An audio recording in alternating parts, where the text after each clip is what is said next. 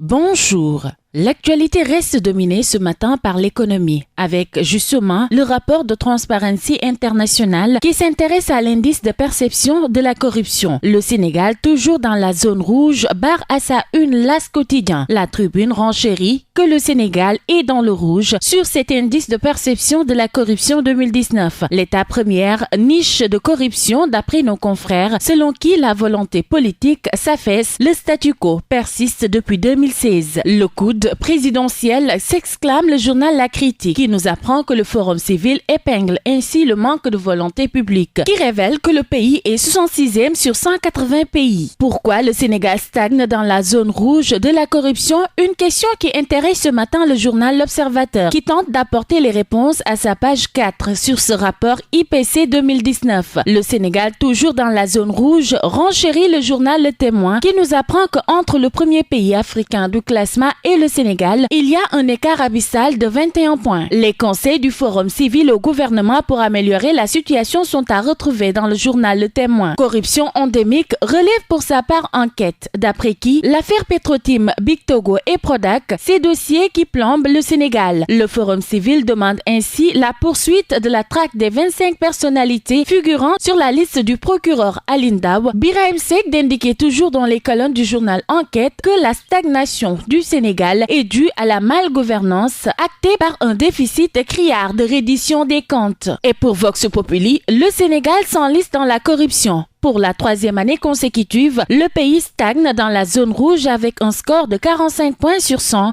cause l'affaiblissement de la volonté politique de lutter contre le fléau. Nos confrères de révéler que le Cap-Vert, qui devance le Sénégal de 13 points, est le seul pays de la CEDEAO en dehors de la zone rouge. Ce que recommande le Forum civil pour changer la donne est à retrouver dans Vox Populi. Le Sénégal découvre le pétrole et le gaz. La terreur s'exclame pendant ce temps le journal Rewmi Quotidien, qui revient sur les agressions systématique de citoyens par d'autres. Les États-Unis exigent la lumière sur le dossier. 4 personnes ont été poignardées au marché de Touba, nous apprennent nos confrères du groupe Promo Consulting, selon qui des échanges de tirs entre gendarmes et braqueurs ont eu lieu. Des gendarmes en patrouille frôlent la mort, révèle le journal Les Échos, qui nous rapporte l'attaque surprise à main armée à Kenyeba. D'après nos confrères, des membres du groupement d'action rapide de surveillance et d'intervention ont été attaqués par des gangsters avec des tirs nourris. Aucun gendarme n'a été blessé, révèle toujours nos confrères, qui informent que la moto du gang, des étuis de calibre 7,62 mm, un fusil de chasse et des fragments de poignée ont été saisis. Sur ce meurtre justement de Mohamed VI à Kawon, la Tribune nous apprend que Medina Baye et les USA sont sous le choc.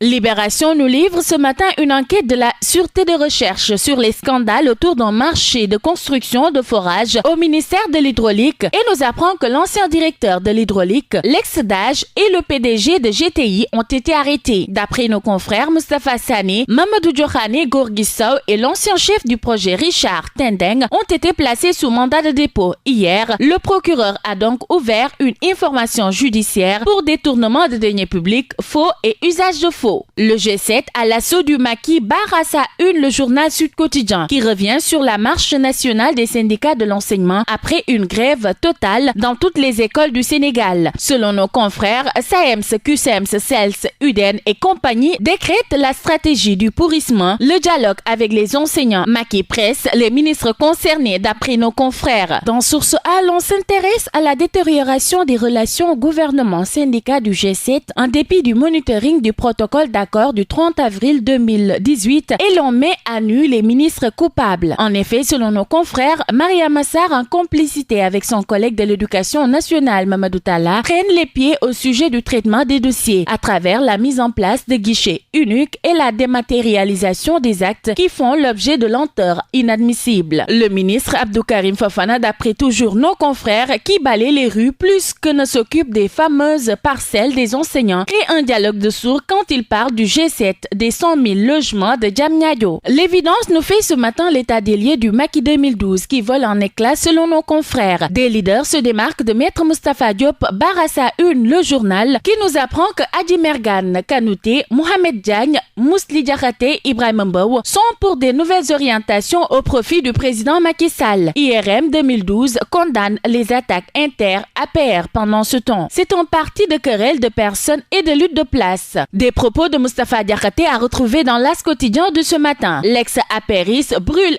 ainsi la paire dans les colonnes de ce journal. Au moment où la tribune nous apprend que Moustapha Diakhaté décharge le président. Le même Moustapha Diakhaté que l'on retrouve justement dans Enquête sonnant la révolution. Moustapha Diakhaté met Macky sur la touche, note pour sa part le journal Les Échos, qui nous rappelle que le mouvement Manko Taxawu Sunu APR a été porté sur les fonds baptismaux. En effet, d'après nos confrères, le président du dit mouvement propose la dissolution du secrétariat exécutif et propose un Big Bang militant. Un simple cartel électoral ne peut être la perspective d'un parti digne de ce nom, tonne Moustapha Diakhaté dans les colonnes du journal Les Échos. Retour dans le journal L'Observateur pour parler cette fois-ci de l'entretien avec Serigne Saliou Thioune, guide des Thiantakoun. Ce dernier révèle ainsi ce qui bloque l'héritage de Cheikh Béthio Thioune. Nous sommes confrontés à quelques difficultés. Je suis le khalife de Cheikh Béthio et si quelqu'un d'autre s'en réclame, assène ainsi le fils du guide des Thiantakoun dans les colonnes du journal L'Observateur, qui parle également sport